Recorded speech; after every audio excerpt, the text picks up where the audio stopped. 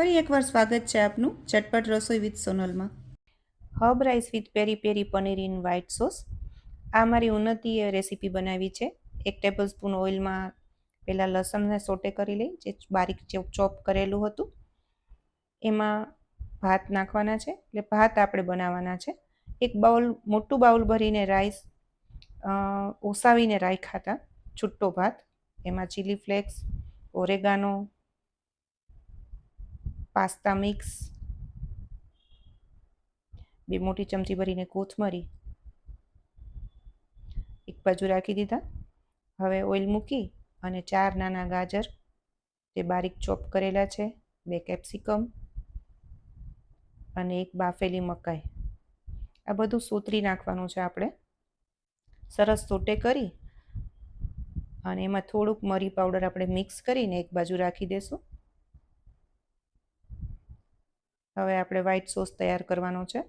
એના માટે પહેલાં ઓઇલ, પછી બટર અને પછી લસણ આવી રીતે બારીક સુધારેલું એને સોટે કરવાનું.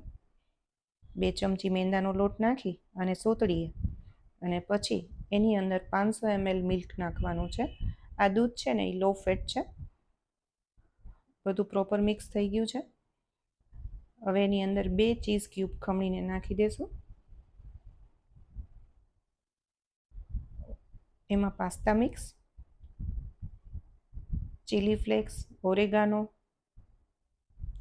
અને જે આપણે સોટે કરીને રાખ્યા હતા ને એ વેજીટેબલ્સ આમાં મિક્સ કરી દઈએ. આ રેડી થઈ ગયો છે સોસ, એને એક બાજુ રાખી દઈએ. હવે આપણે મેરિનેટ કરવાનું છે પનીર, એટલે એમાં કાશ્મીરી લાલ મરચું, પેરી પેરી મસાલો, ઓરેગાનો, નિમક, મરી અને તેલ, આ બધું મિક્સ કરી એમાં પનીરને એવી રીતના રાખી અને 15 મિનિટ મેરિનેટ કરવા માટે રહેવા દઈએ અને પછી તેલમાં આપણે એને સરસ સોતરી લેવાનું છે. હવે જુઓ, બાઉલમાં નીચે પનીર, આપણા જે રાઈસ રેડી કર્યા હતા એ આમાં ભરી દેવાના પ્રોપર અને પછી બાઉલને ઊંધું વાળી દેવાનું, એટલે આવી રીતે થશે. અને પછી આપણે જે સોસ તૈયાર કર્યો છે ને એ આવી રીતના કરી અને રાખવાનો, આવી રીતના સર્વ કરવાનો.